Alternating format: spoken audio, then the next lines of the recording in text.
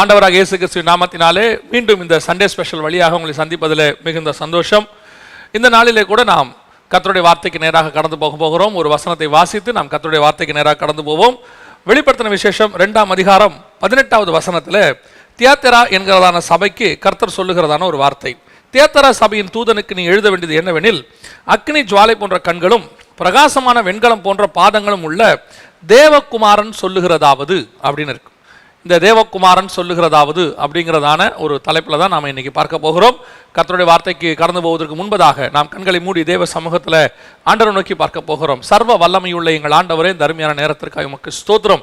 தேவனாகிய கர்த்தர் தந்த சந்தர்ப்பத்துக்காய் நன்றி ஆண்டவரே. இந்த அடைக்கப்பட்ட காலத்திலும் ஆண்டவரே, இந்த உங்களுடைய ஊழியத்தை செய்யும்படி நீ எங்களுக்கு ஒரு திறந்த வாசலை வைத்திருக்கிறபடினாலும் உமக்கு நன்றி. இம்மட்டும் நடத்தின இம்மானுவேலர் இனிமேலும் நடத்தினீர் வல்லமையுள்ளவராக இருப்பதற்காக உமக்கு ஸ்தோத்திரம். ஆண்டவரே, இந்த வசனங்கள் ஒவ்வொருத்தருக்குள்ளும் கடந்து போக கேட்கிற ஒவ்வொருத்தருக்கும் பிரயோஜனமாக இருக்க தேவாவியானவர் கிருபை பாராட்டுவீராக. நம்முடைய மகிமையுள்ள கரத்தில் எங்களை தாழ்த்துகிறோம். நீர் பேசும், நீர் இடைபடும். எங்கள் ஆண்டவர் இயேசுவின் நாமத்தில் பிதாவே, ஆமென். வெளிப்படுத்தின விசேஷம் 2ஆம் அதிகாரத்தில் தியத்தீரா சபையினுடைய காலத்தில் தியத்தீரா சபைக்கு சொல்லும் போது கர்த்தர் சொல்லுகிறதான ஒரு வார்த்தை தேவகுமாரன் சொல்லுகிறதாவது. இதை அடிப்படையாக நீங்கள் பார்த்தீங்கன்னு சொன்னால், ஏன் தியத்தீரா சபைக்கு இப்படி சொல்கிறாரு, தியத்தீரா சபைக்கு ஏன் தேவகுமாரங்கிற வார்த்தை யூஸ் பண்ணப்படுது, அதெல்லாம் நம்ம கூட பைபிள் ஸ்டடியில் தொடர்ந்து அதை நம்ம பார்த்துக்கிட்டே இருக்கிறோம். அதில் கூட நம்ம அதை பற்றி நம்ம பார்க்க போகிறோம். ஆனால் இன்றைக்கி நம்ம என்ன பார்க்க போகிறோம்னா, இந்த சபையில் ஆண்டவர் சொல்கிற ஒரு வார்த்தை தேவகுமாரன் சொல்லுகிறதாவது. ஏன் இவங்களுக்கு மட்டும் பர்டிகுலராக தேவகுமாரன் அப்படின்னு சொல்கிறாரு அப்படின்னு சொல்லி நீங்கள் கேட்டிங்கன்னு சொன்னால், இந்த தியத்தீரா சபையினுடைய காலம் என்ன காலம் அப்படின்னு பார்த்தீங்கன்னு சொன்னால், ஒவ்வொரு காலகட்டத்தை நாம் பார்த்துக்கிட்டே இருக்கிறோம். பைபிள் ஸ்டடியில் கூட அதை பற்றி நம்ம பார்த்துக்கிட்டே வரோம். இந்த தியத்தீரா சபையினுடைய காலம் தான் 4வது சபையினுடைய காலம். 4வது சபைனா கிபி 96 வரைக்கும் 1வது சபையினுடைய காலம். அதற்கு பிறகு சிமிர்னா சபையினுடைய காலம் உபத்திரவ காலம், அதாவது 96லிருந்து 313 வரைக்கும். அடுத்த பெர்கமு என்பது கான்ஸ்டன்டைன் மன்னன் காலம் 313லிருந்து 538 வரைக்கும். இது சபை உலகத்தோடு கூட இணைந்ததான ஒரு காலம். அதற்கு பிறகு தியத்தீரா அப்படின்னா என்ன அர்த்தம் அப்படின்னு கேட்டிங்கன்னா, பெண் ஆளுமை அப்படின்னு அர்த்தம். அதாவது சபை உலகத்தை ஆளத் தொடங்கும் அப்படின்னு ஆண்டவர் சொல்றார். இது நடந்தது எப்பன்னு கேட்டிங்கன்னா 538ஆம் ஆண்டிலிருந்து சபை ஆளுகைக்கு வருகிறது. அதாவது ரோமாபுரி சபையானது அரசாட்சிக்கு வருகிறது. பார்ப்பரசர் அரசராகவும் அதே நேரத்தில் மத தலைவராகவும் இரண்டும் அவர் அபிஷேகம் பண்ணப்பட்டு 10 நாடுகள் அவருக்கு கீழே இருந்தது. Alamannis, Visigoth, Frank, Swiss, Burgundian, Anglo Saxon, Lombards, Vandal, Herulians, Ostrogoth என்று சொல்லக்கூடிய 10 நாடுகள் அவர்களோட ராஜாக்களை தனக்கு கீழே வைத்துக்கொண்டு அந்த ஆளுகையை தொடங்கினது 538ஆம் ஆண்டு. இந்த காலகட்டத்தில் அரசியல் மாற்றமும் வருகிறது, சபை மாற்றமும் வருகிறது. இதில் தான் தியத்தீரா அப்படிங்கிற பெண் ஆளுமை, சபை ஆளுமை, இந்த காரியம் நடைபெற தொடங்குகிறது. இந்த தியத்தீரா சபையினுடைய காலத்தில் கர்த்தர் சொல்லுகிறதான ஒரு வார்த்தை என்ன அப்படின்னு கேட்டீங்கன்னு சொன்னா, தேவகுமாரன். ஏன் இவங்களை பார்த்து தேவகுமாரன் தன்னை ஆண்டவர் அட்ரஸ் பண்றார்? ஒவ்வொரு இடத்துல தன்னை அட்ரஸ் பண்ணும்போதும் தேவன் எப்படி அட்ரஸ் பண்ணுவார்னு கேட்டீங்கன்னா, தன்னுடைய தன்மையை அட்ரஸ் பண்ணுவார். உதாரணமா 7 பொன் குத்து விளக்குகளின் மத்தியில் உலாவுகிறவர் சொல்லுகிறதாவது, இது அவர் செய்யறது. அக்னி ஜுவாலை போன்ற கண்களை உடையவர் சொல்லுகிறதாவது, அது அவருடைய கண்ணுடைய சுபாவம். ஆனா இந்த இடத்துல சொல்லும் போது தன்னுடைய பேரை சொல்றாரு. நான் யாரை, இன்னாருடைய மகன் அப்படின்னு சொல்றாரு, தேவகுமாரன் அப்படின்னு சொல்றாரு. அப்படி சொல்லுவதற்கு என்ன காரணம், என்ன காரியம், ஏன் அப்படி சொல்றாரு அப்படிங்கறதான் நாம இன்னைக்கு கர்த்தருடைய வார்த்தையாக வேதத்திலிருந்து சில காரியங்களை நாம் பார்க்க போகிறோம். இயேசு கிறிஸ்து பிறந்ததிலிருந்து அவர் ஊழியத்துக்கு தொடங்கின காலம், அதாவது கரையேறின பின்பு மத்திய 4ஆம் அதிகாரத்தில் ஆவியானவர் அவரை வனாந்தரத்துக்கு கொண்டு போனார். இந்த இடைப்பட்ட காலத்தில் இயேசு கிறிஸ்து உலகத்தில் எப்படி அட்ரஸ் பண்ணப்பட்டார் அப்படின்னு நீங்க பாத்தீங்கன்னு சொன்னா, மார்க் எழுதின சுவிசேஷம் 6ஆம் அதிகாரம் 3வது வசனத்தில் இயேசு கிறிஸ்துவை குறித்து சொல்லும் போது, இவன் மரியாளின் மைந்தன் அல்லவா அப்படின்னு சொல்றாங்க. 6ஆம் அதிகாரம் 3ஆம் வசனத்தில் இவன் தச்சன் அல்லவா, மரியாளுடைய குமாரன் அல்லவா. இப்போ இயேசு கிறிஸ்துவை அட்ரஸ் பண்ணும்போது முதலாவது எப்படி பண்றாங்க அப்படின்னு கேட்டீங்கன்னா, மரியாளுடைய குமாரன். அவர் எழுந்திரிச்சு பிரசங்கம் பண்றார். பிரசங்கம் பண்ண உடனே அவங்க சொன்ன வார்த்தை, நல்லா பிரசங்கம் பண்றான், ஆனா இவன் மரியாளுடைய குமாரன் அல்லவா. அடுத்து மத்திய எழுதின சுவிசேஷம் 13ஆம் அதிகாரம் 55வது வசனத்தை நீங்க வாசிச்சீங்கன்னா, அங்கே சொல்லப்படுகிற ஒரு வார்த்தை என்ன அப்படின்னு கேட்டா, இவன் தச்சனுடைய குமாரன் அல்லவா, இவன் மரியாள் என்பவன் அல்ல, இவள் தாய் மரியாள் என்பவள் அல்லவா அப்படின்னு இருக்கு. இந்த இடத்துல 2 காரியத்தை நல்லா கவனிச்சு பாருங்க. ஒரு இடத்துல மரியாளின் குமாரன் அல்லவா, இன்னொரு இடத்துல தச்சனின் மகன் அல்லவா. அப்படின்னா என்ன அர்த்தம்? தச்சனுடைய குமாரன் அல்லவா அப்படின்னா என்ன அர்த்தம்? முதல் 30 ஆண்டு காலம் முடித்து இயேசு ஊழியத்துக்கு தொடங்குகிறார். தொடங்கும் போது இயேசு கிறிஸ்துவை இந்த உலகம் எப்படி அட்ரஸ் பண்ணுது, அந்த ஊர்ல இருக்கிற அத்தனை பேரும் இயேசுவை எப்படி அட்ரஸ் பண்றாங்கன்னு கேட்டீங்கன்னா, மரியாளின் குமாரன், இன்னொரு இடத்துல தச்சனின் குமாரன், அதாவது மாம்ச பிரகாரமாக பிறந்த தாயும் தகப்பனுடைய அடையாளம் தான் அவருக்கு காணப்படுகிறது இயேசு கிறிஸ்துவுக்கு. இந்த அடையாளத்திலிருந்து இயேசு கிறிஸ்து என்னவாய் வர வேண்டும் என்றால் தேவனுடைய குமாரனாக வர வேண்டும். இந்த அட்ரஸ் உலகத்துக்கு பண்றது தான் இயேசு வந்தார். இயேசு இந்த உலகத்துல வந்ததுக்கு என்னன்னா தான் தேவனுடைய குமாரன் அப்படின்னு வரணும், அதை விசுவாசிக்கணும் ஜனங்க. அதுக்காகத்தான் இயேசு கிறிஸ்துடைய ஊழியமே நடக்குது. அவரை தேவனுடைய குமாரன் என்று விசுவாசிக்கணும் இருக்கு. 1 யோவான் 2ஆம் அதிகாரத்துல நீங்க வாசிச்சீங்கன்னா 18 லிருந்து 22 வசனங்கள் வரைக்கும் நீங்க வாசிச்சீங்கன்னா அவர் தேவனுடைய குமாரன் இருக்கணும். தேவனுடைய குமாரன் மறுதலிக்கிறவன் தான் பொய்யன், அவன் தான் அந்தி கிறிஸ்துன்னு சொல்லுது. அப்ப இயேசு கிறிஸ்துடைய நோக்கமே, இந்த உலகத்துல வந்த திட்டமே தான் தேவனுடைய குமாரன் என்பதை அட்ரஸ் பண்ணணும். ஆனா இயேசு கிறிஸ்துவோட அடையாளம் இப்ப என்னவா இருக்குதுன்னு கேட்டீங்கன்னா மரியாளின் குமாரன் இருக்கு, இன்னொரு இடத்துல தச்சனின் குமாரன் இருக்கு. ஒரு தாயோட அடையாளம், ஒரு தகப்பனுடைய அடையாளம். இந்த தாய் அடையாளம் தகப்பன் அடையாளத்தை விடுத்து அவர் எந்த அடையாளத்துக்கு வரணும்? தேவனுடைய குமாரனுங்கிற அடையாளத்தை அவர் பெற வேண்டும். அதுதான் கர்த்தருடைய திட்டம். இப்ப நமக்கும் கர்த்தர் அதே தான் வச்சிருக்கிறார். என்ன திட்டம் வச்சிருக்கிறாரு? ரோமருக்கு நிருபம் 8ஆம் அதிகாரம் 29வது வசனத்தை நீங்கள் வாசித்தால், தம்முடைய குமாரன் அநேக சகோதரருக்குள்ளே முதற் பேரானவராய் இருக்கும் பொருட்டு தேவன் எவர்களை முன்னறிந்தாரோ அவர்களை தமது குமாரனுடைய சாயலுக்கு ஒப்பாய் இருப்பதற்கு முன்குறித்திருக்கிறார். இந்த இடத்துல அந்த வசனத்தை நல்லா வாசிச்சு பாருங்க. இயேசு கிறிஸ்துவை பத்தி சொல்லும்போது தம்முடைய குமாரன் அநேக சகோதரருக்குள்ளே முதற் பேரானவராய் இருக்கும்படி, இயேசு கிறிஸ்து முதற் பேரானவர்னு இருக்கு. இந்த முதற் பேரானவர்னா என்ன, ஏன் முதற் பேரானவர் சொல்லப்படுது அப்படின்னு கேட்டீங்கன்னு சொன்னா, இயேசு கிறிஸ்துவை பத்தி வேதம் நமக்கு தெளிவா சொல்லுது. அவர் பூமிக்கு வரும்போது எப்படி வந்தார், பிதா அவரை எப்படி அனுப்பினார்னா தம்முடைய ஒரே பேரான குமாரனை தந்தருளி இவ்வளவாய் உலகத்தில் அன்பு கூர்ந்தார் அப்படின்னு வசனம் சொல்லுது. அப்ப இயேசு கிறிஸ்து இந்த பூமிக்கு வரும்போது பிதாவுக்கு ஒரே பேரான குமாரன் அப்படின்னு இருக்கு. இந்த ஒரே பேரான குமாரன் அப்படின்னா என்ன அர்த்தம்? ஒரே பையன், பிதாவுக்கு அவர் ஒரே குமாரன், அவரை அவர் ஜனிப்பித்தார் அப்படின்னு இருக்குது. அவர் ஒரே பேரான குமாரன். அப்ப நல்லா கவனிச்சு கொள்ளுங்க. இந்த இடத்துல வசனம் சொல்லும்போது ரோமர் 8:29 சொல்லுது அநேக சகோதரருக்குள்ளே முதற் பேரானவராக இருக்கும்படி. முதற் பேர்னா என்ன? இப்ப நம்ம வீட்டுல ஒரு பையன் தான் இருக்கிறாங்க, அது ஒரு பொண்ணு தான் இருக்குது அப்படின்னு சொன்னா நம்ம என்ன சொல்லுவோம்னா எனக்கு ஒரே பிள்ளை தாங்க அப்படின்னு சொல்லுவோம். அதே நேரத்தில் 2 பேர் இருந்தாதான் நம்ம என்ன சொல்லுவோம்? இவன் மூத்தவன், இவன் இளையவன், அவன் முதல், இவன் 2 அப்படின்னு நம்ம சொல்லுவோம். அப்போ இயேசு கிறிஸ்து வரும்போது இந்த உலகத்துல ஒரே பேரான குமாரனாக வந்தார். பிதாவுக்கு ஒரே பையன் தான். ஆனா போகும்போது அவர் முதற் பேரானவராய் மாறிட்டார்னு இருக்கு. அப்படின்னா என்ன அர்த்தம்? 2வது பசங்க பிதாவுக்கு வந்துட்டாங்கன்னு அர்த்தம். யார் அந்த 2வது பசங்க? இந்த வசனம் சொல்லுது 29, முதற் பேரானவராய் இருக்கும் பொருட்டு தேவன் எவர்களை முன்னறிந்தாரோ அவர்களை தமது குமாரனுடைய சாயலுக்கு ஒப்பா இருப்பதை. இப்ப 2வது பசங்க யாரு? நீங்களும் நானும் தான் அவருக்கு 2வது பிள்ளைகளாக இருக்கிறோம். இப்போ அவருக்கு என்னன்னா, எனக்கு ஒரு முதல் பையன் இருக்கிறான், இந்த பையனுடைய சாயல்லையே எனக்கு எல்லா பிள்ளையும் வேணும். சில தகப்பன் சொல்லுவாங்க பார்த்திருக்கீங்களா, வீட்டில் ரொம்ப நல்ல பிள்ளையா இருந்துச்சுன்னா, இந்த 2வது பிள்ளை கொஞ்சம் மோசமான பிள்ளையா இருந்துச்சுன்னா, இவனை மாதிரியே இவனு இருந்ததானே எவ்வளவு நல்லா இருந்திருக்கும், இவனை மாதிரியே அவனும் பொறுப்பா இருந்தா எவ்வளவு நல்லா இருக்கும் சொல்றோம் இல்லையா? அதே மாதிரி தான் இங்க வசனம் சொல்றோம் 8:29, எனக்கு ஒரு பையன் இருக்கிறாரு, இவர் ரொம்ப நல்லவர், இவர் கீழ்ப்படிதல், தாழ்மை எல்லாத்துலயும் பெஸ்ட்னு ப்ரூவ் பண்ணிட்டாரு, இவரை மாதிரியே எனக்கு இன்னொரு பையன் வேணும், இவரை மாதிரியே எனக்கு இன்னொரு பிள்ளைகள் வேணும். அதைத்தான் அந்த வசனம் சொல்லுது, குமாரனுடைய சாயலுக்கு ஒப்பா இருக்கும்படி தேவன் நம்மளை முன்னறிந்திருக்கிறார். அப்ப நீங்களும் நானும் இந்த பூமியில தேவனுடைய குமாரனர்களாக, குமாரத்திகளாக நாம் மாறும்படிதான் அழைக்கப்பட்டிருக்கிறோம். அப்படி அழைக்கப்பட்ட நாம இயேசு கிறிஸ்து மாதிரியே முதலாவதாக எதுல பிறந்திருக்கிறோம் அப்படின்னு கேட்டீங்கன்னா, ஒரு தாய்க்கும் தகப்பனுக்கும் தான் பிறந்திருக்கிறோம். இப்ப நம்மளையும் வேதம் என்ன சொல்லுது, உலகம் என்ன சொல்லுது அப்படின்னு கேட்டீங்கன்னு சொன்னா, மரியாளின் மைந்தன் அல்லவா, தச்சனின் குமாரன் அல்லவா. நம்ம ஒரு குறிப்பிட்ட காலகட்டம் வரைக்கும் நமக்கு ஒரு அடையாளம் இருக்கு. என்ன அடையாளம் இருக்கு தெரியுமா? ஒரு தாயினுடைய அடையாளமோ ஒரு தகப்பனுடைய வேலையினுடைய அடையாளமும் இருக்கு. நம்மள சொல்லும் போது என்ன சொல்லுவாங்க?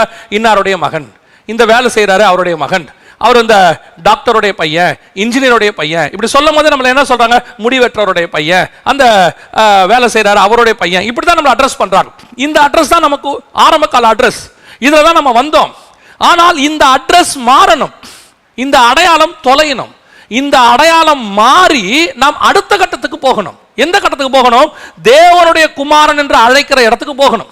இப்ப இயேசு கிறிஸ்து இந்த அடையாளத்தை மாற்றணும், அவர் மாற்ற வேண்டிய அவசியமாக இருக்கிறது. இந்த அடையாளத்தை விடுத்து மரியாளின் மைந்தன், தச்சனின் குமாரன், இந்த 2 அடையாளமும் நம்மளை விட்டு போகணும். இந்த 2 அடையாளமும் நம்மளை விட்டு போனாதான் நாம இதுக்கு அப்புறம் தேவனுடைய குமாரன் என்று அடையாளப்படுத்துறோம். இப்ப இயேசு கிறிஸ்து வரும்போது மரியாளின் குமாரனாக, தச்சனின் குமாரனாக வந்தார். ஆனால் முடியும் போது அவர் எப்படி முடித்தார் அப்படின்னு கேட்டீங்கன்னா தேவனுடைய குமாரனாக முடித்தார். இப்ப நம்ம ஆவிக்குரிய வாழ்க்கையை நம்ம எப்படி தொடங்கி இருக்கிறோம்? ஒரு தாயிலிருந்து ஒரு தகப்பன்ல இருந்தா நம்ம வந்திருக்கிறோம். நம்மளை அட்ரஸ் பண்ணும்போது இன்னாருடைய குமாரன் இன்னாருடைய மகன் அப்படின்னு தான் அட்ரஸ் பண்றாங்க. ஆனா முடிக்கும் போது மட்டும் நம்ம எப்படி முடிக்கிறோம் கேட்டீங்களா? இவங்களுடைய அட்ரஸ் நமக்கு வரவே கூடாது. நம்முடைய அட்ரஸ் எது வரணும்? தேவனுடைய அட்ரஸ் நமக்கு வரணும். தேவனுடைய குமாரன் முடிக்கணும். உலகம் என்ன சொல்லும் உங்களை பார்த்து? அது எப்படிங்க தாய் தகப்பனுடைய மேன்மை நமக்கு இருக்கணுமே. சிலர் சொல்லுவாங்க அன்னையும் பிதாவும் முன்னறி தெய்வம். நான் எப்பவும் சொல்லுவேன், உலகத்துல ஆண்டவராக இயேசு கிறிஸ்து ஒருவரை தவிர வேறொரு தெய்வம் கிடையவே கிடையாது. அவர் தான் நமக்கு அடையாளம். அவர் தான் நம்மளை உண்டாக்கினவர். நம்ம எங்கிருந்து வந்தோனோ அவருக்கு தான் தெரியும், எங்க போக போறோம் அவருக்கு தான் தெரியும். அவர் தான் நம்முடைய மூத்த சகோதரனாக இருக்கிறார். அப்படின்னா நாம் இந்த தேவகுமாரனுடைய சாயல் அடையணும். முதல்ல இந்த உலக பிரகாரமான அடையாளங்கள் கொஞ்சம் கொஞ்சமா தொலையணும், கொஞ்சம் கொஞ்சமா அடையாளம் மாறணும். ரெண்டாவது, இயேசு கிறிஸ்துவை என்னவென்று சொன்னார்கள் அப்படின்னு சொல்லி நீங்க பாத்தீங்கன்னு சொன்னா, மத்தேயு சுவிசேஷம் 16ஆம் அதிகாரம் 14 முதல் 17 வசனங்களை வாசிக்கும் போது அவர் கேட்கிறார், என்ன ஜனங்கள் என்னவென்று சொல்லுகிறார்கள். இப்ப என்னப்பா சொல்றாங்க? ஏன்னா நான் ஊழியத்தை ஆரம்பிக்கும் போது என்ன மரியாளின் மைந்தன்னு சொன்னாங்க, தச்சனின் குமாரன்னு சொன்னாங்க. எனக்கு ஒரு உலக பிரகாரமான அடையாளம் இருந்தது. இப்ப நான் ஊழியத்தினுடைய பாதி பகுதியை தாண்டி வந்துட்டேன், ஆல்மோஸ்ட் முடிக்கிற இடத்துக்கு நான் வந்துட்டேன். இப்ப ஜனங்கள் என்ன என்னவென்று சொல்லுகிறார்கள். இப்ப இயேசுகிட்ட சீஷர்கள் சொல்றாங்க, ஒரு சிலர் உம்மை எலியா என்றும், ஒரு சிலர் உம்மை எரேமியா என்றும், ஒரு சிலர் உம்மை தீர்க்கதரிசிகளில் ஒருவர் யோவான் ஸ்நானகன் என்றும், இப்படி இயேசு கிறிஸ்துவ அவங்க தீர்க்கதரிசிகள் ஒருவராக அடையாளப்படுத்துறாங்க. இது ரெண்டாவது நாம செய்யக்கூடிய வேலையினுடைய அடையாளம். ஒரு காலகட்டம் வரைக்கும் தாய் தகப்பனுடைய அடையாளம் நமக்கு இருந்துகிட்டே இருந்துச்சு. அதற்கு பிறகு நாம் செய்யக்கூடிய வேலையின் அடையாளம் நமக்கு இருக்கும். நம்ம செய்யற வேலையை வச்சு நம்மளை அட்ரஸ் பண்ணுவாங்க. என்ன அட்ரஸ் பண்ணுவாங்க? இவர் டாக்டர், இவர் இன்ஜினியர், நம்ம வரும்போதே இன்ஜினியர் வராரு, டாக்டர் வராரு அப்படின்னு அடையாளப்படுத்துறாங்க. ஆனால் உண்மையிலேயே இந்த அடையாளமும் நிரந்தரமா? இந்த அடையாளம் நிரந்தரமா அப்படின்னு கேட்டீங்கன்னா இந்த அடையாளம் இருக்கக்கூடாது. இந்த அடையாளம் போய் நாம் மரிக்கும் போது நம்ம பார்த்து என்ன சொல்லணும்? டாக்டர் செத்துட்டாரு, இன்ஜினியர் செத்துட்டாருன்னு சொல்லக்கூடாது. இது உலக பிரகாரமான அடையாளம். இயேசு கிறிஸ்துவே இதை சொன்ன உடனே அவங்கள பார்த்து கேட்கிற அடுத்த கேள்வி, நீங்கள் என்ன சொல்லுகிறீர்கள்? உலகத்தார் இப்ப என்னை எப்படி பார்க்கிறார்? தீர்க்கதரிசியாக பார்க்கிறார்கள். உலகத்தார் என்னை பழைய வேலையை வச்சு என்ன பார்க்கறாங்க. நான் சொல்லக்கூடிய தீர்க்க தரிசனங்களை வச்சு என்ன அவங்க அடையாளப்படுத்துறாங்க. உலக பிரகாரமான ஒரு வேலையிலையோ, அல்லது நான் இன்னும் ஒரு படி மேல போய் சொல்றேன், நாம செய்யற ஆவிக்குரிய ஊழியமா கூட இருக்கும். இப்ப நம்ம செய்யற ஊழியத்துல கூட நம்ம பாஸ்டர் இருக்கிறாரு, எவாஞ்சலிஸ்ட் இருக்கிறாரு, அப்போஸ்தலர் இருக்கிறாரு, தீர்க்கதரிசி இருக்கிறாரு, இப்படி நம்மளை அடையாளப்படுத்துறாங்க. இது நமக்கு ஒரு அடையாளம். கடைசி வரைக்கும் இந்த அடையாளத்தோட போனவங்க இருக்கிறாங்க. ஒரு எவாஞ்சலிஸ்ட் இறந்துட்டாரு, ஒரு நல்ல தீர்க்கதரிசி இறந்துட்டாரு, ஒரு நல்ல பாஸ்டர் இறந்துட்டாரு, கர்த்தருக்குள்ள நித்திரை அடைஞ்சிட்டாருன்னு சொல்றோம். இப்படி முடிக்கிறோமா? இந்த முடிவா? இதுதான் நம்முடைய முடிவானா? இல்லை, இது முடிவு அல்ல. இயேசு கிறிஸ்து கேட்கிறாரு, என்ன தீர்க்கதரிசி எலியா எரேமியா ரேஞ்சுக்கு என்ன கொண்டாண்டாங்கப்பா இந்த 2-3 வருஷத்துக்குள்ளேயே. இயேசு கிறிஸ்து ஒரு 2-3 வருஷம் தான் ஊழியம் பண்ணியிருக்கிறார். 3 வருஷம் தான் மொத்த ஊழியமே. இந்த கேள்வி கேட்கும் போது ஒரு 2-3 வருஷம் தான் இருக்கும். அந்த ஊழியத்துல அந்த 3 வருஷத்துக்குள்ள இயேசு எங்க போயிட்டாரு? மரியாளின் மைந்தன், தச்சனின் குமாரனுங்கிற இடத்துல இருந்து தீர்க்கதரிசிங்கிற இடத்துக்கு அவர் போயிட்டாரு. சோ அவருடைய மினிஸ்ட்ரிஸ் பயங்கர சக்சஸ். திரளான ஜனங்கள் அவருக்கு பின்னாடி வராங்க, கோடான கோடி ஜனங்க வராங்க, அவரை விட்டு போகவே மாட்டாங்க.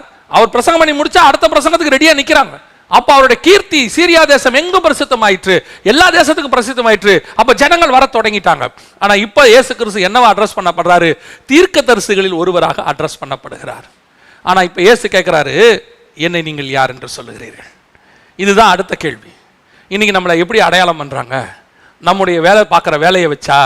நல்ல டாக்டருங்க, ஒரு சிலர் சொல்லுவாங்க கைராசிக்காரரு அப்படிம்பாங்க.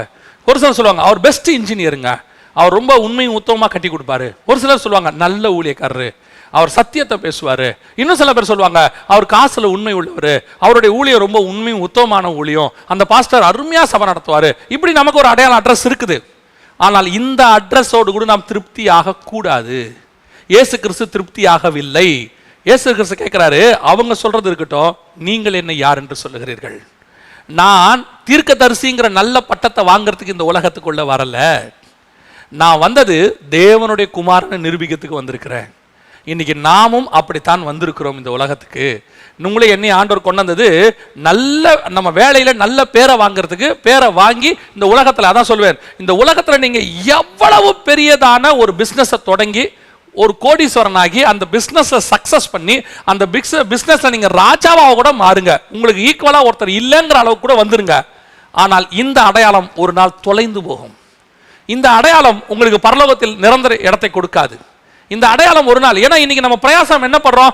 ஆபீஸ்ல நல்ல பேரை வாங்கிடணும், ஒரு அவார்டு வாங்கிடணும், அல்லது நம்மளுடைய டீம்ல நம்மளே பெஸ்ட்னு சொல்லி டீம் லீடரா மாத்திரணும். இப்படி எம்என்சி கம்பெனியில் இருக்கிற நமக்கு இப்படி ஒரு எண்ணங்கள் இருக்குது. ஆனால் இந்த ஓட்டம் எந்த அளவுக்கு ஓடும்? இது நிரந்தரமான ஓட்டமா, அல்லது இந்த ஓட்டத்தினுடைய பலன் என்ன அப்படின்னு பாத்தீங்கன்னா, இதனுடைய முடிவு தீர்க்கதரிசிகளில் ஒருவர் மரித்து போனா தானே சொல்லுவாங்க ஒழிய தேவனுடைய குமாரன் மரித்து போனான்னு சொல்ல மாட்டாங்க. வாழ்நாள் எல்லாம் ஊழியத்தை உண்மையும் உத்தமமாய் செய்கிறோம். ஏன் ஊழியத்தை உண்மை உத்தமமாய் செய்கிறோம்? சாகும்போது நல்ல ஊழியக்காரன் பேர் வாங்கணும் இல்லைங்க. நல்ல ஊழியக்காரன் பேர் வாங்க வேணாம். 4 பேர் நல்ல ஊழியக்காரன் சொல்லுவான், 40 பேர் மோசமான ஊழியக்காரங்கன்னு சொல்லுவாங்க. இது மனுஷனுடைய சாட்சி. இந்த சாட்சியை வச்சு நம்ம ஒண்ணுமே செய்ய முடியாது. இப்ப இயேசு கேட்கிறாரு, நீங்கள் என்னை யார் என்று சொல்லுகிறீர்கள்? இப்போ அந்த இடத்துல அவர்கள் சொல்லுகிற ஒரு வார்த்தை, நீர் உன்னதமான தேவனுடைய குமாரன். இந்த அடையாளத்தை தாங்க வாங்கணும், இந்த அடையாளத்தை தான் வாங்கணும். இதுக்கு தான் ஆண்டவர் உங்களை என்னையும் வச்சிருக்கிறார். இப்போ இவர்கள் இந்த இடத்துல இவரை தேவனுடைய குமாரனாக பார்க்க தொடங்குகிறார்கள். இந்த அடையாளத்தை இயேசு அடையணும்னு விரும்புகிறார். ஏன்னா அதுக்கு தான் அவர் வந்தார். இயேசு மரியாளுக்கு கொடுக்கப்படும் போது இயேசுவாக தான் கொடுக்கப்பட்டார். உன்னிடத்தில் பிறந்திருக்கிறவருக்கு இயேசு என்று பெயரிடுவாயாக. ஆனா இயேசு என்னவா மாறணும்? கிறிஸ்துவா மாறணும். இயேசு கிறிஸ்துவா மாறணும். அதனாலதான் பவுல் அழகா ஒரு வார்த்தை எழுதுவாரு, இனி நாங்கள் இயேசுவையே மாம்சத்தின்படி அறியும். அப்படின்னா என்ன அர்த்தம்? மரியாளின் மைந்தன், தச்சனின் குமாரன் எங்களுக்கு தெரியாது. இயேசுவை எங்களுக்கு தெரிஞ்சது அவர் கிறிஸ்து, அவர் தேவனுடைய குமாரன், அபிஷேகம் பண்ணப்பட்டவர். அந்த அடையாளம் உங்களுக்கு எனக்கும் வரணும். என்னைக்கு நம்முடைய அடையாளத்தை அந்த இடத்துக்கு நம்ம கொண்டு வரமோ, தேவனுடைய குமாரனுங்கிற இடத்துக்கு கொண்டு வரமோ, குமாரனின் சாயலுங்கிற இடத்துக்கு நம்ம வரமோ, அதுதான் நம்முடைய ஆவிக்குரிய வாழ்க்கையினுடைய சக்சஸ். இன்னைக்கு நம்ம எதுக்கு போராடிட்டு இருக்கிறோம்? சிலர்லாம் அப்பா அம்மா பேரை காப்பாற்றுறதுக்கு போராடுவாங்க. சில பிசினஸ்மேன்ஸை பார்த்துருக்கிறேன், அவங்க அப்பா தொடங்கின பிசினஸ் ஆக இருக்கும். அந்த அப்பா தொடங்கின பிசினஸை அவரை விட நல்ல பேர் வாங்கணும் அப்படின்னு ஒரு குரூப் போராடிட்டு இருப்பாங்க. இன்னொரு குரூப் என்ன சொல்லுவாங்கன்னா, எங்க அப்பா நல்ல பேர் வாங்கியிருக்கிறாரு, அந்த பேரை நான் காப்பாற்றணும், இன்னாருடைய மகனுங்கிற பேரை நான் என்ன செய்யணும்? காப்பாற்றணும். இதெல்லாம் உலக பிரகாரமாக இருக்கிறவர்களுக்கு ஆசை. நமக்கு ஒரு ஆசை இருக்குது, எங்க அப்பா ஒருத்தர் இருக்கிறாரு, அவருடைய பையன் நான் நல்ல பேர் வாங்கணும், நான் தேவனுடைய குமாரனுங்கிற பேரை வாங்கணும். அதுக்காகத்தான் நான் அழைக்கப்பட்டிருக்கிறேன். இந்த உலகத்தினுடைய தாய் தகப்பன் எல்லாம் ஒரு காலத்தில் நம்மளை விட்டு கடந்து போவார்கள். ஒரு காலத்தில் அவர்கள் இல்லாமல் வாழ வேண்டிய ஒரு காலகட்டம் நமக்கு வரும். ஒரு சிலருக்கு அது ஒவ்வொரு காலகட்டத்தில் வரும். சில பிள்ளைகளுக்கு 10 வயசுலேயே தாய் தகப்பன் இறந்து போகிறார்கள் ஆக்சிடென்ட்ல, அது தாய் தகப்பன் இல்லாமே வளருது. சிலருக்கு 40 வயசு வரைக்கும் அப்பா அம்மா கூட இருப்பாங்க, ஒரு சிலருக்கு 50 வயசு வரைக்கும் கூட இருப்பாங்க. அது ஒவ்வொருத்தருக்கும் ஒவ்வொரு திட்டம். ஆனால் எந்த காலகட்டத்திலும் சரி, நாம் இன்னாருடைய மகன் என்பதை அடையாளப்படுத்துவதற்காக அல்ல. இப்போ இந்த தியேத்தர சபையை பார்த்து கர்த்தர் சொல்றாரு, நான் தேவனுடைய குமாரன் அப்படின்னு சொல்லி அட்ரஸ் பண்றாரு. என்ன காரணம்? இந்த காலகட்டம் என்ன காலகட்டம்னு கேட்டீங்கன்னு சொன்னா, உலகத்துல ரோமாபுரி சபையானது ஆளுகைக்கு வந்த காலம். ரோமாபுரி சபை ஆளுகையிலும் இருந்துச்சு, அதே நேரத்தில் ரோமாபுரி சபையுடைய சபையும் உலகத்துல மிகப்பெரிய ஒரு விஸ்தாரமான கட்டத்துக்கு வந்துச்சு. இப்போ ரோமாபுரி சபையினுடைய உபதேசம் என்னன்னு கேட்டு பாருங்க, அவர் மரியாளின் மைந்தன். இந்த உபதேசத்துல தான் அது இருக்கு. ரெண்டாவது, யூதர்களை போய் கேட்டு பாருங்க, இவர் யாரு? இவர் ஜூயிஷ் கார்பெண்டர். நீங்க ஜூயிஷ்ட போய் கேட்டு பாருங்க, ஒரு சிலர் தான் இயேசுவை ஏற்றிருக்கிறார்கள், அநேகர் இயேசுக்கு எதிராக தான் இருக்கு. மைனாரிட்டி தான் அங்க இன்னும் கிறிஸ்டியானிட்டி. இப்போ இஸ்ரவேல்ல போய் இயேசுவை யாருன்னு கேளுங்க, ஜூயிஷ் கார்பெண்டர். அப்படின்னா என்ன அர்த்தம்? எங்க ஊர்ல இருக்கிற ஒரு தச்சன். இன்னும் சொல்லுவாங்க தச்சனின் குமாரன். அந்த வார்த்தை இன்னும் இருக்கு இயேசுக்கு. அப்போ ஒரு கூட்டம் இயேசுவை எப்படி பார்த்துக்கிட்டு இருக்குது? மரியாளின் மைந்தனாக. ஒரு கூட்டம் என்ன பார்க்குது? தச்சனின் மகனாக. இன்னொரு குரூப் இருக்குது, இங்க அவங்க பார்த்தாங்க இல்லையா தீர்க்கதரிசின்னு சொல்லி, இன்னொரு குரூப் இருக்கு. அவங்கள போய் கேட்டு பாருங்க, இன்னொரு மதஸ்தார் இருக்காங்க, அவங்க கிட்ட கேளுங்க இயேசு யாரு? அவரும் ஒரு தீர்க்கதரிசி, தீர்க்கதரிசிகள்ல ஒருத்தர். இவர்கள் யாருக்குமே ரட்சிப்பு கிடையாது. இயேசு கிறிஸ்துவை மரியாளின் மைந்தனாகவோ, இயேசு கிறிஸ்துவை தச்சனின் குமாரனாகவோ, இயேசு கிறிஸ்துவை தீர்க்கதரிசிகள் ஒருவராக பார்க்கிறவனுக்கு ஆண்டவர் ரட்சிப்பை உண்டாக்கவில்லை. சபைக்கு கர்த்தர் கொடுக்கிற வார்த்தை தேவனுடைய குமாரன் சொல்லுகிறதாவது. இந்த வெளிப்பாடு சபைக்கு இருக்கணும். யார் இயேசுவை தேவனுடைய குமாரனாய் பார்க்கிறார்களோ அவர்களுக்கு தான் மீட்பு. அப்ப சபையில ஆரம்பிக்கிற நமக்கும் பரிசுத்த ஆவியானவர் நமக்கு கொடுக்கிற உபதேசம் என்ன? ஒரு காலகட்டத்தில் நாம் ஒரு தாய் தகப்பனுக்கு பிள்ளையாக பிறந்து அந்த அடையாளத்தோடு கூட வளர்ந்தோம். ஒரு காலகட்டத்தில் நாம் பார்க்கிற வேலை, நமக்கு கொடுக்கப்பட்ட வேலை, நம் தகப்பனுடைய வேலை, அந்த அடையாளத்தில் நாம் வளர்ந்தோம். அதற்கு பிறகு எனக்கு கொடுக்கப்பட்டதான ஊழியமோ வேலையோ அதனுடைய அடையாளத்தில் நான் வளர்ந்தேன். இது எல்லாம் எனக்கு தொலையணும், மறையணும். இந்த அடையாளங்கள் தொலைந்து, அதான் பவுல் சொல்றாரு, பழைய மனுஷன் களையப்பட வேண்டும், புதிய மனுஷன் பிறக்கணும். அந்த புதிய மனுஷனுடைய பேர் என்ன தெரியுமா? நான் இதுவரைக்கும் மாம்ச பிரகாரமாக ஒரு தகப்பனுக்கு பிறந்தவன், இப்பொழுது நான் தேவனுக்குள்ளே பிறந்திருக்கிறேன். கிறிஸ்து எனக்கு தகப்பனாக இருக்கிறார், அவருடைய வித்து எனக்குள்ள இருக்கிறது. யோவான்ல எழுதுறாங்க. அப்ப அந்த தேவனுடைய குமாரனுங்கிற இடத்துக்கு தான் நீங்களும் நானும் வரணும். இப்ப அந்த அடையாளத்தை நம்ம பெறுறோமா? நாம இன்னைக்கு நல்ல ஊழியக்காரங்கன்னு கூட பேர் வாங்கிட்டோம். பெஸ்ட் ஊழியக்காரங்கன்னு பேர் வாங்கியிருக்கிறாங்க. நிறைய பரிசுத்தவான்களை பார்த்துருக்கிறேன். அவங்கள மாதிரி ஒரு பாட்டு பாட முடியாது, சாராள் நவராஜம்மா பற்றி சொல்லுவாங்க. அவரை மாதிரி பிரசங்கம் பண்ண முடியாது, ஸ்பர்ஜனை பற்றி சொல்லுவாங்க. டிஎல் மூடியை பற்றி சொல்கிறோம். நம்ம ஊர்லேயும் அநேக பரிசுத்தவான்கள் அப்படி இருக்கிறாங்க. நம்ம நல்ல ஊழியர்கள் பேர் வாங்குறோம். ஆனால் இயேசு எதிர்பார்க்கறது என்ன? வேதம் சொல்லுகிறது என்ன? இன்னும் ஒரு படி நீ மேலே போக வேண்டும், இன்னும் ஒரு படி மேலே போய் தேவனுடைய குமாரன் வாங்கணும்.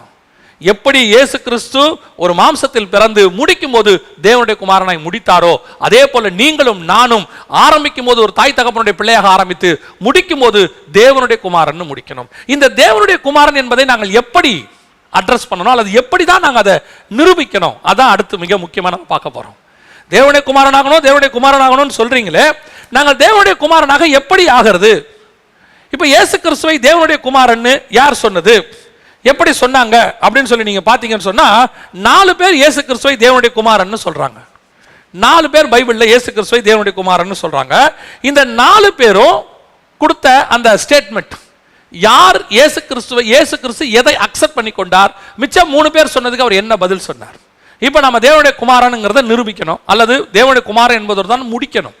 இப்ப இந்த தேவனுடைய குமாரன் முடிக்கிறதுக்கு இந்த சாட்சி நமக்கு வரணும். இப்ப முதலாவதாக இயேசு கிறிஸ்துவை யார் தேவனுடைய குமாரன் சொன்னது? நல்லா யோசிங்க. யோவான் எழுதின சுவிசேஷம் 11ஆம் அதிகாரம் 27வது வசனத்துல நாம் வாசிக்கிறோம். மார்த்தாள் இயேசு பார்த்து சொல்றாங்க, நீர் தேவனுடைய குமாரன் அப்படின்னு சொல்றாங்க. மார்த்தாள் சொல்றாங்க, நீர் தேவனுடைய குமாரன், வருகிறவராகிய தேவனுடைய குமாரன் என்று நான் அறிவேன் அப்படின்னு சொல்றாங்க. இப்ப இந்த மார்த்தாள் யாரு அப்படின்னு சொல்லி நீங்க பாத்தீங்கன்னு சொன்னா, இயேசு கிறிஸ்துவோட கூடவே இருந்தவங்க. இன்னும் சொல்ல போனா இயேசு கிறிஸ்து வரும்போது போகும்போதெல்லாம் அவங்க வீட்டுல தங்குவார், பெத்தானியாவில். அப்போ இயேசு கிறிஸ்து கூட இருந்த ஒரு அம்மா அவரை தேவனுடைய குமாரன்னு சொல்லுது. இப்ப இயேசு அதுக்கு என்ன பதில் கொடுக்கிறாரு அப்படின்னு சொல்லி நீங்க பாத்தீங்கன்னு சொன்னா, ஒரு பதிலும் சொல்ல. அவங்க சொல்றாங்க, அதற்கு மார்த்தாள் 24வது வசனத்துல மார்த்தாள் சொல்லும்போது, அதற்கு மார்த்தாள் உயிர்த்தெழுதல் நடக்கும் கடைசி நாளில் அவனும் உயிர்த்தெழுந்திருப்பான். 27வது வசனத்துல, ஆமாண்டவரே, நீர் உலகத்தில் வருகிறவனாகிய தேவனுடைய குமாரனாகிய கிறிஸ்து. இப்ப கூட இருக்கிற மார்த்தாள் சொல்றாங்க. உடனே இயேசு அதுக்கு ஒரு பதிலே சொல்லல, அக்செப்டும் பண்ணாருன்னு சொல்லல, ரிஜெக்டும் பண்ணல, அதை ஒரு பெரிய விஷயமாவே எடுத்துக்கொள்ளல. நம்மள தேவனுடைய குமாரன் யார் சொல்லணும்? கூட இருக்கிறவங்க சொல்லணுமா? கூட இருக்கிறவங்களுடைய சாட்சி ரொம்ப முக்கியமா? அந்த சாட்சி ரிஜெக்ட் பண்ணக்கூடிய சாட்சி இல்ல, அதே நேரத்தில் அக்செப்ட் பண்ணக்கூடிய சாட்சியும் கிடையாது. இயேசு கிறிஸ்து அதை அக்செப்ட் பண்ணி, நீர் என்ன தேவனுடைய குமாரன் சொல்லிட்ட, ரொம்ப சந்தோஷம், பரலோகம் உங்களுக்கு வெளிப்படுத்துச்சு சொன்னாரா? இல்ல. அந்த இடத்துல ஒரு பதில் சொல்லல. ஏன்? நம்ம கூட உட்காந்து, நம்ம ஊழியத்தை பார்த்து, நம்ம பாதத்தில் உட்காந்து எல்லாத்தையும் கேட்கிறவங்களுக்கு, கூட இருக்கிறவங்களுக்கு நம்ம தேவனுடைய குமாரனை தேர்றது ரொம்ப ஈஸி. அந்த சாட்சி முக்கியமானது அல்ல. நல்லதுதான், ஆனால் முக்கியமானது அல்ல. ஏன்? நம்ம கூட இருக்கிற எல்லாருமே நம்ம நல்லவங்க தான் சொல்லுவாங்க. நம்முடைய இப்ப செய்தியை கேட்டுக்கிட்டு இருக்கிறவங்க நல்ல செய்தி கொடுக்குறாருன்னா சொல்ல போறாங்க. கூட இருக்கிறவங்களுக்கு தெரியும் அவர் நல்லவர் அப்படின்னு சொல்லி அவங்க சொல்லுவாங்க. ஆனால் இந்த சாட்சியை இயேசு கிறிஸ்து எந்த விதமான ஒரு ரியாக்ஷனும் அந்த இடத்துல கொடுக்கவே இல்லை. ஒரு பதில் அந்த இடத்துல சொல்லல. இன்னைக்கு நம்ம எதை விரும்புகிறோம்? நம்ம கூட இருக்கிறவங்க எல்லாம் நம்மளை பாராட்டணும். இந்த பாராட்டை நம்ம எதிர்பார்க்கிறோம்.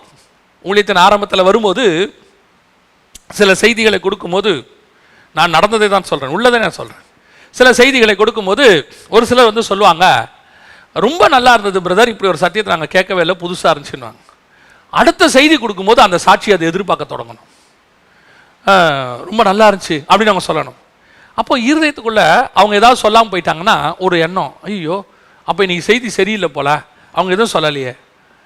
அப்போ நம்ம இருதயம் எதை எதிர்பார்க்குது? அவங்க கொடுக்குற அந்த ஒரு ரிசல்ட், அவங்க சொல்லக்கூடிய அந்த வார்த்தை. ஆவியானவர் சொன்னாரு, இந்த மனுஷ சாட்சி எத்தனை நாள் உனக்கு போதும்? இதை வச்சு நீ என்ன பண்ண போற? உன் வர்ஷிப் நல்லா இருந்துச்சு, உன்னுடைய செய்தி நல்லா இருந்துச்சு, உன் பாட்டு நல்லா இருந்துச்சு, நீங்க வந்துட்டு பண்ண அந்த ஒரு ஆர்கனைஸ்ட் நல்லா பண்ணீங்க, இது எத்தனை நாளைக்கு நீங்க போகணும்னு நினைக்கிறீங்க? இது ஒரு நாள் வரைக்கும் தான் இருக்கும். அதற்கு பிறகு இது மறைந்து போகும். இன்னும் நான் ஒருபடி மேலே போய் சொல்கிறேன், கூட இருக்கிறவங்க பலர் உங்களை பாராட்டுறாங்கன்னா நீங்கள் கொஞ்சம் கேர்ஃபுல்லாகவே இருக்கணும். எனக்கு தெரிஞ்சு எப்போவுமே ஒரு நல்ல நண்பன் அல்லது ஒரு நல்ல மென்டர் கூட இருக்கிறவங்க அவ்வளவு சீக்கிரத்தில் உங்களை பாராட்ட மாட்டாங்க. எப்படி நடந்தாலும் அப்படி பார்த்துட்டே இருப்பாங்க, எப்படி இருந்துச்சு அப்படின்னு தலையாடிட்டு போயிடுவாங்க. அவங்களே கூப்பிட்டு ஒரு காலத்தில் உண்மையிலே சொல்கிறாங்கன்னா அது பெரிய விஷயம்தான். ஒரு நல்ல நண்பன் வந்து உடனே உங்களை தூக்கி வச்சு தலையில் வச்சு கொண்டாடலாம் மாட்டான், அப்படி பார்த்துட்டே இருப்பான். நம்ம வளர்ச்சி அவன் பார்த்துட்டே இருப்பான், நமக்காக ஜோம் பண்ணிகிட்டே இருப்பான். ஒரு காலத்தில் ஆனால் தவறு செய்யும்போது உடனே சுட்டி காட்டுவாங்க, இது தப்பாக இருக்குது, இது மாற்றிக்க, இப்படி மாற்றிக்க. அப்படிப்பட்ட ஒரு சிலரை கர்த்தர் எனக்கு தந்திருக்கிறார். அதே நேரத்தில் ஒரு ஒரு உயர்வு வரும்போது அவன் அப்படி பார்த்துட்டே இருப்பாங்க, இந்த உயர்வில் இவன் நிற்கணுமே, இந்த உயர்வில் இவன் ஆசீர்வதிக்கப்படணுமே அப்படின்னு ஜோம் பண்ணுவாங்களே ஒழிய அவ்வளோ சீக்கிரத்தில் வாய் தந்து பாராட்ட மாட்டாங்க. ஒரு லிமிட்டுக்கு மேலே ஆவியானவர் அவங்களை உந்தி தள்ளும் போது அவர்கள் வாயிலிருந்து வார்த்தை வரும், உண்மையிலே கர்த்தர் உங்க கூட இருந்து பேசினார். இன்னைக்கு இந்த கூட இருக்கிறோடைய சாட்சி. ரெண்டாவது, இயேசு கிறிஸ்துவை யார் தேவனுடைய குமாரன்னு சொன்னது அப்படின்னு நீங்க சொல்லி பார்த்தீங்கன்னு சொன்னா, மத்தேயு சுவிசேஷம் 16ஆம் அதிகாரம் 16 முதல் 17 வசனங்களிலே பேதுரு இந்த வார்த்தையை சொல்றாரு. இந்த வார்த்தையை சொன்ன உடனே, உன்னதமான தேவனுடைய குமாரன் அப்படின்னு சொன்ன உடனே இயேசு கிறிஸ்து சொல்ற வார்த்தை, இது உனக்கு மாம்சமும் ரத்தமும் வெளிப்படுத்தவில்லை, பரலோகம் வெளிப்படுத்தினது. இது ரெண்டாவது மேன்மையான சாட்சி. இயேசுவே சொல்றார், என்னை கொடுத்து சாட்சி கொடுக்கிறவர் ஒருவர் இருக்கிறார் அப்படின்னு சொல்றார். மேன்மையான சாட்சி. இது பரலோகமே நம்மளை பத்தி சொல்லும், இயேசு கிறிஸ்துவை பத்தி பரலோகம் சொல்லுது. இந்த மாதிரி நேரம் நமக்கும் நடக்கும். சில நேரங்களில் ஆவியானவர் சிலருக்கு நம்மை குறித்து வெளிப்பாடு கொடுப்பார். ஒரு சிலர் உங்களுக்கு ஃபோன் பண்ணியோ அல்லது நேர்லையோ சொல்லுவாங்க, கர்த்தர் உங்களோடு கூட இருக்கிறார்னு சொல்லுவாங்க. இந்த வார்த்தை கர்த்தருடைய வார்த்தைன்னு சொல்லுவாங்க. இன்னும் ஒரு சிலர் வந்து சொல்லுவாங்க, ஏன் உங்ககிட்டயே கூட ஆவியானவர் சொல்லுவார், இவர் என்னுடைய நேசகுமாரன், இவருக்கு செவி கொடுங்கள். அந்த மாதிரி நம்மகிட்டே சில காரியங்கள் ஆண்டவர் சொல்லி இருப்பார். ஆனால் இயேசு கிறிஸ்து இந்த சாட்சி கொடுக்கிற ரியாக்ஷன் அல்லது இந்த சாட்சி கொடுக்கிற பதில் என்னன்னு கேட்டீங்கன்னா, பேதுருவை பார்த்து, இது ரத்தமும் மாம்சம் உனக்கு வெளிப்படுத்தல, மார்த்தாளுக்கு வெளிப்படுத்துறது ரத்தமும் மாம்சமும். ஏன் கூடவே இருந்து பார்த்து செய்தியெல்லாம் கேட்டு உண்மையிலே ஒரு தேவனுடைய குமாரன் தான், அது கூட பழகினது. ஆனா இப்போ பேதுருக்கு வந்தது என்ன தெரியுமா, அவரும் கூட இருந்தவர் தான். ஆனா பேதுருக்கு வந்த வெளிப்பாடு என்ன வெளிப்பாடு தெரியுமா, பரலோகத்திலிருந்து வந்த வெளிப்பாடு. இதை ரத்தமும் மாம்சம் வெளிப்படுத்தல. இந்த வெளிப்பாடு அவர் பெற்றுக்கொண்ட போது இயேசு சொன்ன வார்த்தை 20வது வசனத்துல அவர் சொல்றாரு, ஒருவருக்கும் சொல்லாதபடிக்கு அவர் கட்டளையிட்டார், இதை யாருக்கிட்டையும் சொல்லாத. இது ரொம்ப முக்கியங்க. இந்த சுபாவம் ரொம்ப ரொம்ப முக்கியமான சுபாவம். பரலோகமே வெளிப்படுத்தி இருக்குது.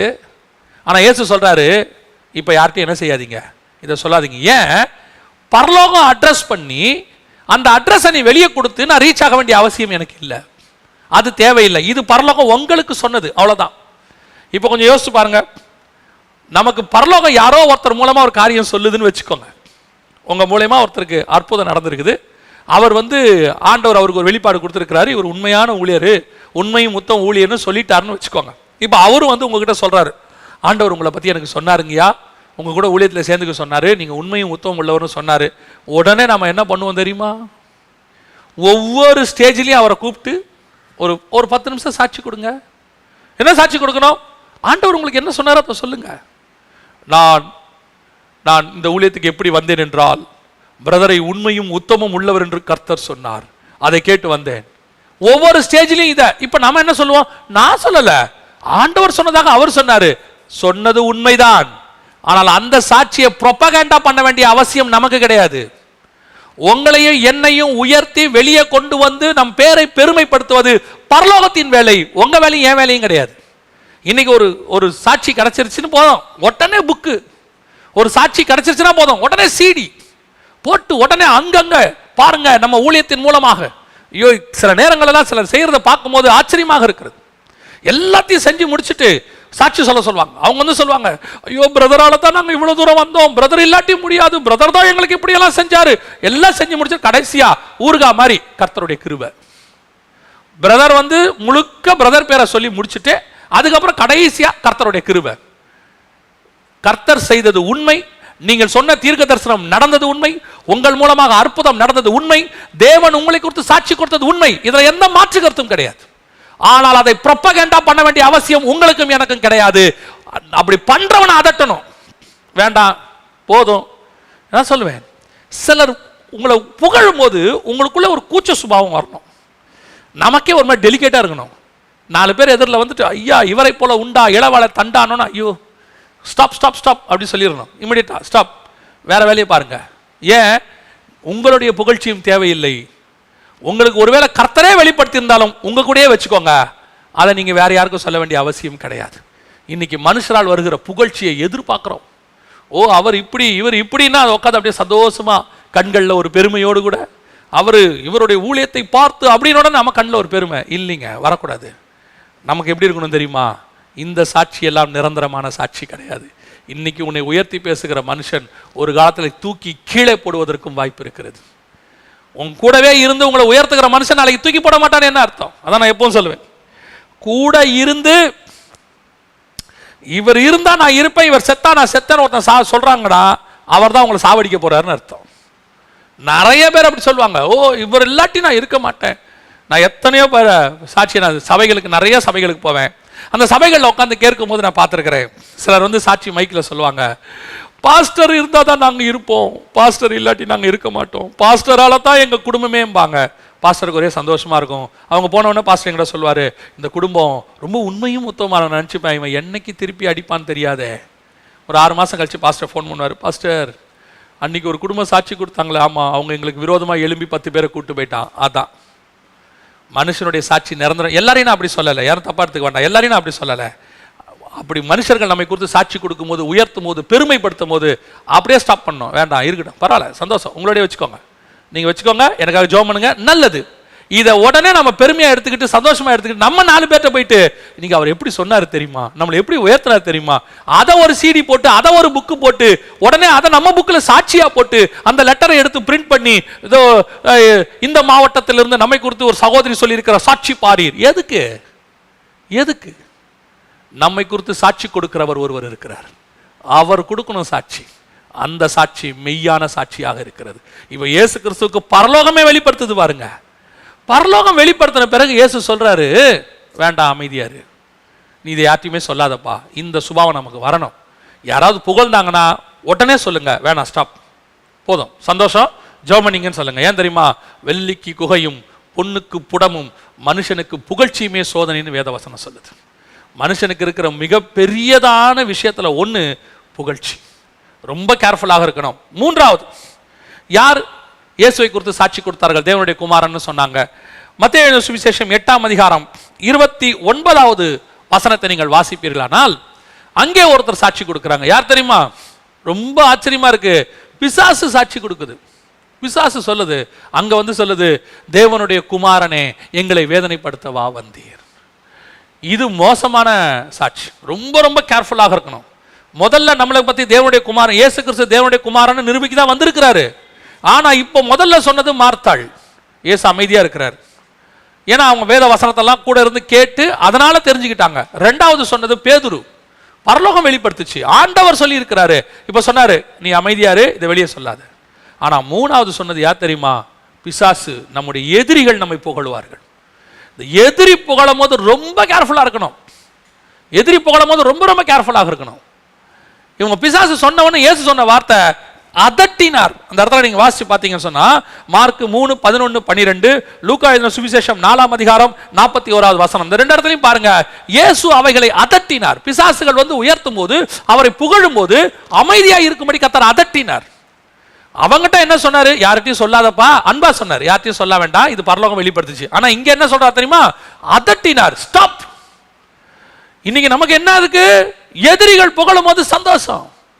அப்படியே எப்பவுமே தெரிஞ்சுக்கொள்ளுங்க, நமக்கு எதிராக ஒரு ஆள் திடீர்னு வந்து நம்மளை பாராட்டுறான்னா எங்கேயோ பிரச்சனை இருக்குன்னு அர்த்தம். எங்கேயோ பிரச்சனை இருக்குது. பல நேரங்களில் சில அரசியல் தலைவர்கள், சில அரசாங்க அதிகாரிகள், தேவனை அறியாதவர்கள் வந்து உங்ககிட்ட வந்து, ஐயோ நீங்க தான் ரொம்ப நல்லவங்கன்னு கேள்விப்பட்டோம் அப்படின்னு வரானா ஏதோ காரணம் இருக்குன்னு அர்த்தம். சில நேரத்தில் எதிரிகள் வந்து உங்ககிட்ட பேசுறாங்கன்னா ஏதோ காரணம் இருக்கு. கிறிஸ்தவத்தை எதிர்க்கிற எத்தனையோ அரசியல் தலைவர்கள் இருக்கிறாங்க. இந்த அரசியல் தலைவர்கள் எல்லாம் திடீர்னு நம்ம மேல பாசம் வரும். பாசம் வந்து, கிறிஸ்தவர்கள் இந்த நாட்டுக்கு செய்த சேவையை நாம் மறக்க முடியாது அப்படிம்பாங்க. நம்ம உடனே யோசிப்போம், ஏன்? உடனே நம்ம ஆட்கள் கொஞ்சம் பேர் என்ன பண்ணுவாங்க தெரியுமா? உடனே பூச்செண்டோட அவங்கள பார்க்க போயிடுவாங்க. பார்க்க போய், ஐயா நீங்க சொன்ன ஸ்டேட்மெண்ட்டுக்கு ரொம்ப சந்தோஷம், பாருங்கள் நம்மை குறித்து ஐயா சாட்சி கொடுத்திருக்கிறார், கிறிஸ்தவர்களை குறித்து. அவன் ஓட்டுக்காக அவனுக்கு சாட்சி கொடுத்திருக்கான். அடுத்த 5 வருஷம் கிட்டே வரமாட்டான், நீ போனாலும் சேர்க்க மாட்டான். நிறைய பேர் அப்படி இருக்கிறாங்க. அந்த நேரம் வரும்போது உங்களை புகழுவாங்க. இந்த புகழ்ச்சியை நம்ம என்ன செய்யக்கூடாது? அக்செப்ட் பண்ணிக்க கூடாது. அப்படி காதல வாங்கிட்டு போயிட்டே இருக்கணும். இன்னும் ஒரு படி மேல போய் என்ன செய்யணும் தெரியுமா? போதும், ஸ்டாப், உன் புகழ்ச்சி எனக்கு தேவையில்லைன்னு சொல்லணும். அதுதான் பெரிய விஷயம். பெல்ஷாத்சார் கூப்பிட்டு தானியேலை சொல்றாரு, நீர் உன்னிடத்துல தேவனுடைய ஆவி உண்டு என்று கேள்விப்பட்டேன், நீ இதுக்கு விளக்கம் சொல்லிட்டீன்னா நான் உனக்கு பொற்சனிட்டு இந்த ராஜ்யபாரத்தில் 3ஆவதா வைக்கிறேன் அப்படின்னு ஒண்ணு. தானியேல் சொன்ன விஷயம் என்ன தெரியுமா? உன்னுடைய ஆசீர்வாதம் உன்னிடத்துல இருக்கட்டும், உன்னுடைய அந்த பொற்சனி உங்ககிட்டயே இருக்கட்டும், உன்னுடைய பதவியை நீயே வச்சுக்கோ. ஏங்க சொன்னவன் யார் தெரியுமா? தேவனுக்கு விரோதி. அவன் யாரு? தேவனுடைய கப்பை எடுத்து மதுபானம் குடிச்சவன், மறுமனையாட்டிகள் கையில கொடுத்தவன், தேவனுடைய ஆலயத்தில் இருந்த பரிசுத்த பாத்திரத்தை எடுத்து கேவலப்படுத்தினவன். அப்படி கேவலப்படுத்தினவன் கூப்பிட்டு ஒரு பதவியை கொடுக்கிறான், நான் வேணான்னு சொல்லணும். தேவனுக்கு விரோதமாய் ஒருத்தன் உன்னை கூப்பிட்டு திடீர்னு ஒரு ஆசீர்வாதத்தை கொடுக்கிறானா வேணான்னு சொல்லணும். ஏன்? அவன் எதிரி, கர்த்தருக்கு எதிரானவன். நமக்கு எதிரி யாருமே கிடையாதுங்க உலகத்துல.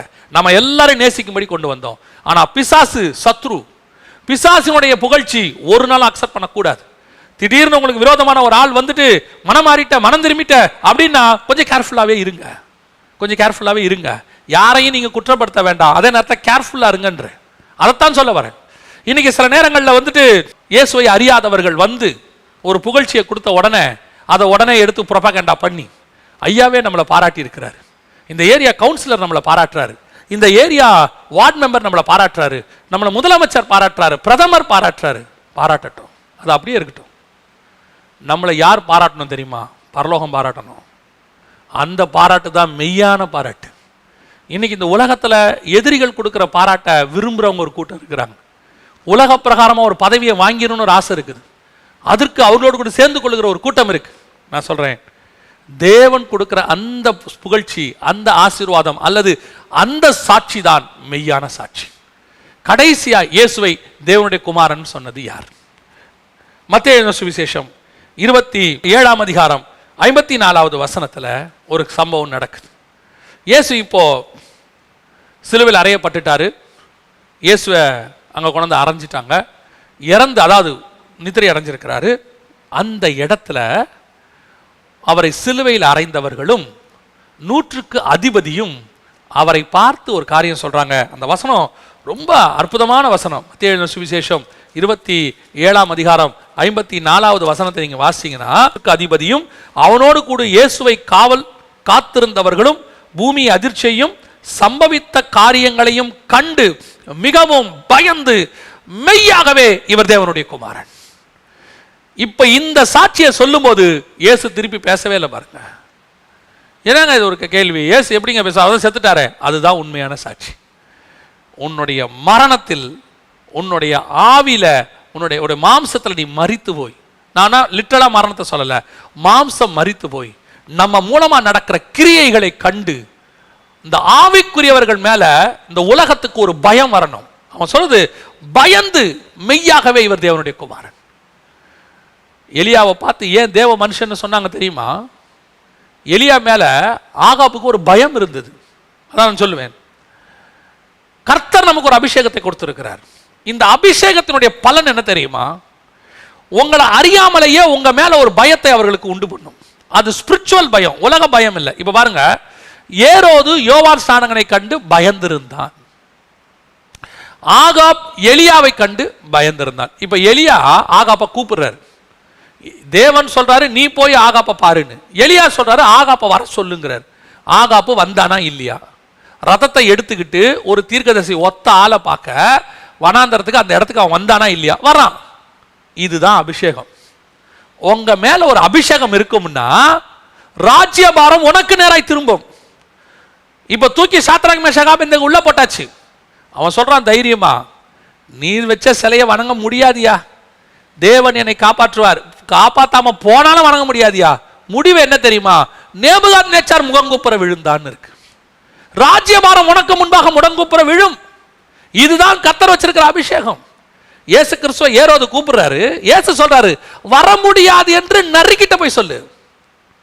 100க்கு அதிபதி ஒருத்த வந்து என் வீட்டில் ஒரு வேலைக்காரன் சாக கிடக்கிறான்னு, நான் உன் வீட்டுக்கு வரேங்கிறாரு. அப்ப இயேசு கிறிஸ்து வீட்டுக்கு போகாத ஆளுலாம் கிடையாது. எவருவின் மகள் வீட்டுக்கு போறாரு. அது ஆண்டவர் போகாத ஆளுலாம் கிடையாது. எங்க போகணும் எங்க போக கூடாதுன்னு இயேசுக்கு தெரியுது. அதிகாரத்தோடு கூட கூப்பிட்டு, பதவியில உட்கார்ந்து இருக்கிறவங்க கூப்பிட்டு என்னை வந்து பாரு அப்படின்னா நாய்க்குட்டி மாதிரி ஓடக்கூடாது. வர முடியாது என்ற அந்த நரிக்கிட்ட போய் சொல்லுங்கிறார் ஆண்டவர். அது அபிஷேகம். அந்த அபிஷேகம் தான் ஒரு பயத்தை உண்டு பண்ணும். இயேசு மேல கை வைக்க பயந்தாங்க தானே, அப்போஸ்தலர்களை கண்டு பயந்திருந்தார்கள். கிட்ட போறதுக்கே பயந்தான் தானே ஒரு கூட்டம். அவரோடு சேருவதற்கு பயந்தார்கள் இருக்கு. அந்த பயம் நம்ம மேல வரணும். அந்த அபிஷேகம். இப்போ அப்போஸ்தலர்கள் கொன்னதுனால இல்ல. இப்ப இயேசு கிறிஸ்துட்ட சீஷர்கள் சொல்றாங்க, அக்கினி இறக்கி கொன்று போடும்ங்கறாங்க. இயேசு இப்ப அக்கினி இறக்கல. இயேசு அக்கினி இறக்குனதுனால அந்த பயம் இல்ல. இயேசு அக்கினியே இறக்கல. இயேசு மேல இருந்த அபிஷேகம் அந்த பயத்தை உண்டு பண்ணும். ஒத்தாள் தான் எலியா, ஒத்தாள் தான் யோவான் ஸ்நானகன், ஒரே ஆள் தான் இயேசு கிறிஸ்து. இந்த ஒரு ஆளை பார்த்து ராஜ்யம் பயப்படும். அந்த அபிஷேகம், ஏன்னா இது பரலோகத்தினுடைய அபிஷேகம், ஹெவன்லி கவர்மெண்ட் ஆர்டினேஷன். இப்ப பாருங்க, ஒரு எம்பசி இருக்கு, அமெரிக்கன் எம்பசி இங்க இருக்கு. அதுல ஒரு சீஃப் இருக்கிறார். அந்த சீஃப்க்கு சகல வல்லமையும் கொடுக்கப்பட்டிருக்கு. உங்களுக்கு தெரியுமா, இந்தியன் கவர்மெண்ட்டை அவர் மேல கை வைக்காது. இந்தியன் கவர்மெண்ட் அவர் மேல கை வைக்க முடியவும் முடியாது. அப்படி ஏதாவது சொல்லணும்னா உடனே மேலிடத்துக்கு சொல்லி இவரை இங்கிருந்து கூப்பிடுங்கன்னு தான் சொல்லணுமே ஒழிய மேல கை வைக்கிறதுக்கு அதிகாரம் இல்லை. அன்லெஸ் அவர் கேவலமான ஏதாவது வேலை செஞ்சா மட்டும். அதைத்தான் உங்களுக்கு சொல்றேன். நம்ம மேல அப்படி ஒரு அபிஷேகத்தை ஹெவன்லி கவர்மெண்ட் வச்சிருக்கு. நம்ம மேல ஒரு பயம் இருக்கும். இப்ப நடந்த சம்பவங்களை கண்டு, இரண்டாவது நம்ம மூலமா நடக்கிற விஷயங்கள், கிரியைகளை பார்க்கணும். கர்த்தர் உங்களை கொண்டு செய்கிறத உலகம் பார்த்துக்கிட்டு இருக்குது. அதை கண்டுதான் அவன் தேவனுடைய குமாரன் உங்களை சொல்லுவான். உங்க மூலமா நடக்கிற விஷயம், உங்களுடைய கனி, உங்க மூலமா கர்த்தர் செய்யற காரியங்கள் எல்லாத்தையும் உலகம் பார்த்துக்கிட்டே இருக்குது. இதை பார்த்து அவங்க சொல்லுவாங்க, இவர் உண்மையிலே தேவனுடைய குமாரன். யார் சொன்னது? 100க்கு அதிபதி. புறஜாதியார் சொல்லணும், புறஜாதியார்ட்ட சாட்சி வாங்கணும். கூட இருக்கிறவன் சொல்ற சாட்சி உண்மைதான், ஆனா அது மேன்மையானது கிடையாது. நீ எல்லாம் என்னை பத்தி தெரிஞ்சுக்கிட்டு சொல்ற. பேதுரு சொன்ன சாட்சி உண்மைதான், பரலோகமே வெளிப்படுத்துச்சு. அதை யார்த்தையும் சொல்ல வேண்டாம், அது பரலோகம் நம்மளை கொடுத்த சாட்சி, அது உனக்கு சொல்லுச்சு. ஓகே ஃபைன், வச்சுக்க. எதிரி ஒருத்தர் சாட்சி கொடுக்கிறான், பிசாசு ஓடி வந்து, நீர் உண்மையிலே தேவனுடைய குமாரன், உன் சாட்சி எனக்கு தேவையில்லைங்கிறார் இயேசு. ஆனா ஒரு சாட்சி இயேசு அமைதியா படுத்து கேட்டுக்கிட்டு இருக்கிறாரு. நித்திரை அடைந்தார். என்ன சாட்சி தெரியுமா? புறஜாதியார் அவரை பார்த்து சொல்றாங்க, நடந்த சம்பவங்களை கண்டு. இந்த மாதிரி கிரியைகள் வேற யார் மூலமாகவும் நடக்கல. அப்படின்னா இவர் மூலமா நடக்குதுன்னா இவர் தான் உண்மையிலே தேவனுடைய குமாரன். அந்த சாட்சி தான் உங்களுக்கு எனக்கும் வரணும். உங்க மூலமா கர்த்தர் செய்கிறத பார்த்து புறஜாதியார் சொல்லணும். எனக்கு ரொம்ப ஒரு பிடிச்ச ஒரு விஷயம், ரோமன் கத்தோலிக்க மார்க்கத்தில் ஒரு காரியம் உண்டு. என்ன செய்வாங்க அப்படின்னு சொல்லி நீங்க பார்த்தீங்கன்னா, புனிதர் பட்டம் கொடுப்பாங்க. இந்த புனிதர் பட்டத்தை யாருக்கு கொடுப்பாங்க தெரியுங்களா? அதுக்கு ஒரு கிரைட்டீரியா இருக்கு. அந்த கிரைட்டீரியால ஒன்று, உயிரோடு இருக்கிறவருக்கு புனிதர் பட்டம் தரமாட்டாங்க. செத்து போனவருக்கு தான் புனிதர் பட்டம் கொடுப்பாங்க. அவர் இறந்த பிறகு அவரை பற்றி ஆராய்ச்சி செய்து, அவர் மூலமாக அற்புத அடையாளங்கள் நடந்திருக்குதா, அதுக்கு 2 சாட்சிகள் இருக்குதா, எல்லாத்தையும் ஆராய்ச்சி பண்ணி கடைசியா அவருக்கு ஒரு செயின்ட் பட்டம் கொடுப்பாங்க. அற்புதமான விஷயம், சரியும் கூட. ஆனா நான் என்ன சொல்லுகிறேன், அந்த காரியம் இங்க நடக்குது. இயேசு கிறிஸ்து மரித்து சிலுவையில தொங்குறாரு. அவர் மூலமாக நடந்த சம்பவங்களை கண்டு அந்த 100க்கு அதிபதி சொல்றான், இவர் மெய்யாகவே தேவனுடைய குமாரன். அதே மாதிரி தாங்க நம்ம ஆவிக்குரிய வாழ்க்கையில வாழும்போது நம்முடைய மாம்சம் செத்ததை உலகம் பார்க்கணும். அதாவது பவுல் மாம்சம் செத்துருச்சு, சிலுவையில் அரைஞ்சிட்டாரு. ஒரு கூட்டம் சொல்லுது பவுல் காசு அது பண்றாரு இது பண்றாருன்னு சொன்ன உடனே பவுல் சொல்றாரு, நான் உங்ககிட்ட கை நீட்டினா, உங்ககிட்ட வாங்கினா, உங்ககிட்ட இருக்கும் போது கூட நான் வேலை செஞ்சு தானே சாப்பிட்டேன், எனக்கு அதுக்கு உரிமை இல்லையா? சுவிசேஷம் சொல்றோம் அதனால பிழைக்கலாமே, ஆனாலும் நாங்கள் எங்கள் கைகளால் வேலை செய்து சாப்பிட்டோமே பவுல் சொல்றாரு. ஆனா பவுல் மேல குற்றம் சொல்ற ஒரு கூட்டம் இருந்துச்சு. பவுல் என்ன சொல்றாரு? இல்லப்பான்னு சொல்றாரு. ஆனா உண்மை தெரியுமா? பவுல் தன்னை சிலுவையில் அறைந்திருந்தவர். தன்னை சிலுவையில் முழுவதுமா அறைந்து கிறிஸ்துவின் பாடுகளில் கொஞ்சம் குறையப்பட்டு தைரியமா சொல்றாரு, நான் கிறிஸ்துவை பின்பற்றுகிறது போல என்னை பின்பற்றுங்கள்னு சொல்றாரு. அந்த அளவுக்கு வாழ்ந்த ஒரு மனுஷன் தன் மாம்சத்தை சிலுவையில் அறைந்து. அதனால தான் பவுல் பேசினதெல்லாம் வேதம், பவுல் எழுதுனதெல்லாம் வேதம்.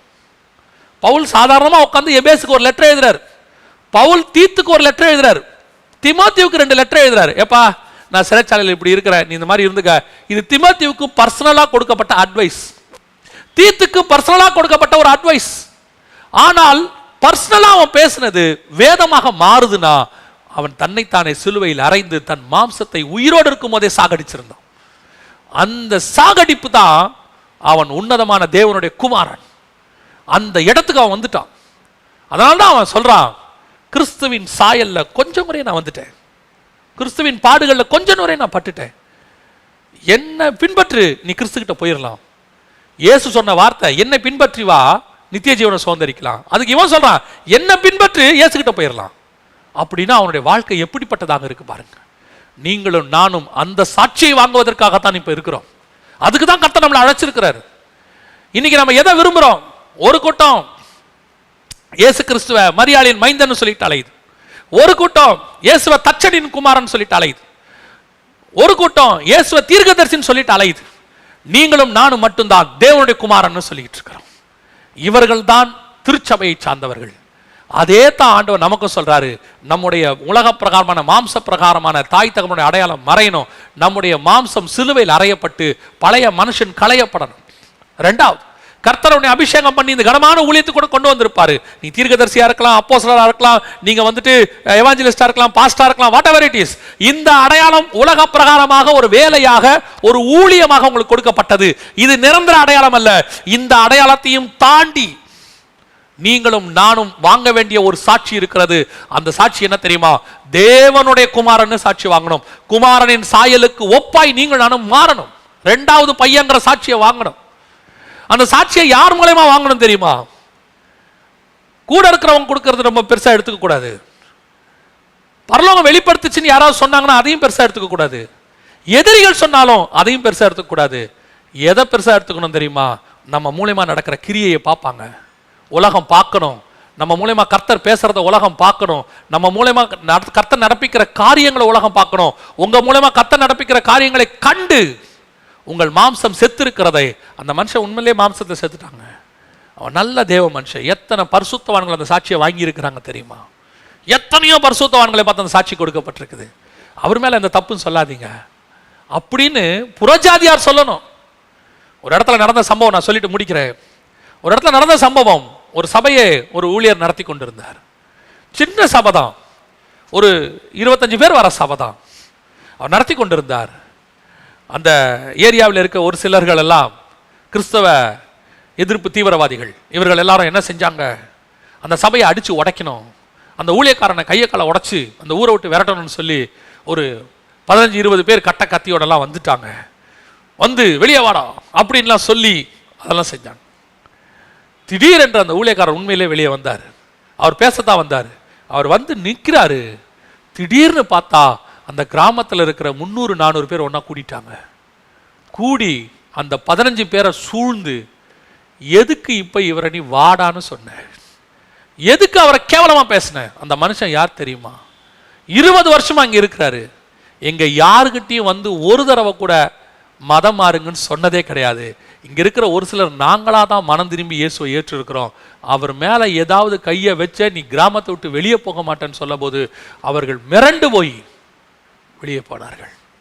அந்த ஊழியக்காரரை குறித்து அந்த கிராமத்தில் சாட்சி எப்படி தெரியுமா? தேவ மனுஷன், நல்ல தேவ மனுஷன், ரொம்ப நல்ல மனுஷங்க. போய் கேட்டா சொல்லுவாங்க பணத்தாசை இல்லாதவங்க. அவங்க சொல்ற ஒரு வார்த்தை, அவர் வரதெல்லாம் அந்த கிராமத்துக்கு தாங்க செலவு பண்ணாரு, ஜனங்களுக்கு தான் செலவு பண்ணாங்க. கடைசி வரைக்கும் அவரை குறித்த சாட்சி. அப்படி இந்த சாட்சி தான் நமக்கு தேவை. புறஜாதியார் சாட்சி கொடுக்கணும் நம்மளை குறித்து. அதான் எப்பவும் ஒரு காரியம் நான் நம்புவேன். என்ன தெரியுமா? சொல்லி முடிக்கிறேன்.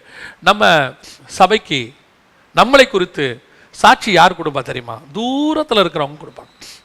நம்ம சபைக்கு ஒரு 10 கிலோமீட்டர்லேருந்து ஆள் வரும், 5 கிலோமீட்டர்லேருந்து ஆள் வரும், 4 கிலோமீட்டர்லேருந்து வரும். எல்லாம் நல்லது தான். பக்கத்து வீட்டுக்காரங்க வராங்களா? பக்கத்து வீட்டுக்காரன் புறஜாதியான் வந்துட்டான்னு வச்சுக்கோங்க, உண்மையிலேயே சாட்சி சூப்பர் சாட்சி. ஏன் தெரியுமா? அவனுக்கு மட்டும்தான் நம்மளை பற்றி எல்லாரை விட ஓரளவுக்கு நல்லா தெரியும். அந்த பக்கத்து வீட்டுக்காரருக்கு மட்டும்தான் நம்மளை தவிர எல்லாமே நம்மளை பற்றி அவருக்கு நல்லா தெரியும். அவர் பார்க்கணும், அவர் பார்த்துக்கிட்டே இருப்பார். நம்ம பண்ற ஆராதனையை மட்டும்தான் மற்றவங்க பார்க்குறாங்க. ஆராதனை முடிஞ்ச பிறகு நம்ம வீட்டில் நடக்கிற கான்வர்சேஷன் அவர் கேட்டுக்கிட்டு இருப்பாரு. நம்ம பாடுற பாட்டு தான் விசுவாசியெல்லாம் கேட்டுக்கிட்டு இருக்கோம். நம்ம வீட்டில் ஓடுற டிவியை பக்கத்து வீட்டுக்காரர் தான் கேட்டுக்கிட்டு இருப்பாரு. அவர் பார்த்துட்டே இருப்பார், ஒவ்வொரு காரியத்தையும் பார்ப்பாரு. உண்மையிலேயே இந்த ஆள் தேவனுடைய மனுஷன். அவர் சாட்சி கொடுத்துட்டாருன்னு வச்சுக்கோங்க, அந்த புறஜாதியோட சாட்சி தான் மெய்யான சாட்சி. அதுதான் இயேசு ஒரு வார்த்தையும் பேசாம படுத்திருந்தாரு. நடந்த கிரியைகளை கண்டு இவர் மெய்யாகவே தேவனுடைய குமாரன் என்றார்கள். உங்களையும் என்னையும் குறித்து ஒருவேளை நம்முடைய கூட இருக்கிறவங்க கொடுக்கிற சாட்சியை விட பரலோகமே உங்களை பார்த்து சில சாட்சி சொல்லியிருக்கோம், மேன்மையானது, ரொம்ப சந்தோஷம், அதுல எந்த மாற்று கருத்தும் இல்லை. ஆனா அதை தூக்கிட்டு ஊர் ஊரா அலையக்கூடாது. இயேசு என்னை பத்தி அப்படி சொன்னார், இப்படி சொன்னார், நான் யார் தெரியுமா 21ஆம் நூற்றாண்டு தீர்க்கதரிசி, நான் யார் தெரியுமா 20ஆம் நூற்றாண்டு அப்போஸ்தலர், அதெல்லாம் தூக்கி அப்படி ஓரமா வச்சிடணும். நம்மளை பத்தி நம்மளே பேசிக்கிட்டு இருக்கக்கூடாது, நம்மளே புக்கு போடக்கூடாது நம்மளை பத்தி. அடுத்து நம்மளை குறித்து எதிரிகள் சொல்ற சாட்சி நல்லது, சில நேரத்தில் எதிரிகள் சொல்லுவாங்க, சொல்லிட்டு போட்டோம், அதை அக்செப்ட் பண்ணிக்க கூடாது. நம்மளை பத்தி யார் சொல்லணும் தெரியுமா? நம்மளை அறியாதவர்கள், புறஜாதியார். சாலமோனுடைய ஞானத்தை சேபா தேசத்து ராஜஸ்திரி கேள்விப்பட்டு வந்தாலும், அந்த கேள்விப்பட்டு இயேசு கிறிஸ்துவினுடைய கீர்த்தி சீரியா தேசம் எங்கும் பிரசித்தமாயிற்று. அவர் எங்க இருந்தாரு? இஸ்ரவேலுக்குள்ள. அவருடைய சாட்சி எங்க போச்சு? பக்கத்து நாட்டுக்கு போச்சு. அங்க இருக்கிறவர்கள் புறஜாதியார் தேடி வராங்க இயேசுவை. அந்த மாதிரி ஒரு சாட்சி நம்மை குறித்து வரணும். தேவனுடைய குமாரனாகத்தான் நம்முடைய வாழ்க்கையை ஓடி முடிக்கணும், நம்முடைய ஊழியத்தை முடிக்கணும். ஒரு ஊழியக்காரனாய் முடிக்கிறது நல்லது, அதை விட மேன்மையை முடிப்பது என்ன தெரியுமா? தேவனுடைய குமாரனாக முடிக்கணும். அதுதான் கிறிஸ்து நம்ம இடத்துல எதிர்பார்க்கிறார். நம்ம ஜெபம் பண்ண போகிறோம். சர்வ வல்லமையுள்ள எங்கள் ஆண்டவரே, அருமையான நாளுக்காக உமக்கு ஸ்தோத்திரம். நாங்கள் பிறக்கும் போது ஒரு தாய் தகப்பனுடைய அடையாளத்தோடு கூட பிறந்தோம், வளரும் போது ஒரு தாய் தகப்பனுடைய அடையாளத்தோடு கூட வளர்ந்தோம். எங்க பள்ளி படிப்பு கல்லூரி படிப்புல எல்லாம் நாங்கள் அப்படித்தான் இருந்தோம். ஆண்டவரே, ஒரு காலகட்டத்தில் நீர் எங்களுக்கு ஒரு அடையாளத்தை உண்டாக்கினீர். எங்களுடைய வேலையோ எங்களுடைய பணியோ எங்களுடைய ஊழியமோ ஒரு அடையாளமாக நீர் எங்களுக்கு கொடுத்தீர். ஆனாலும் அது நிரந்தரமானதல்ல. ஒரு இடத்துல உம்முடைய குமாரன்னு நாங்க சாட்சி வாங்கணும்பா, உங்க பையன்னு சாட்சி வாங்கணும், உங்க மகன்னு சாட்சி வாங்கணும்.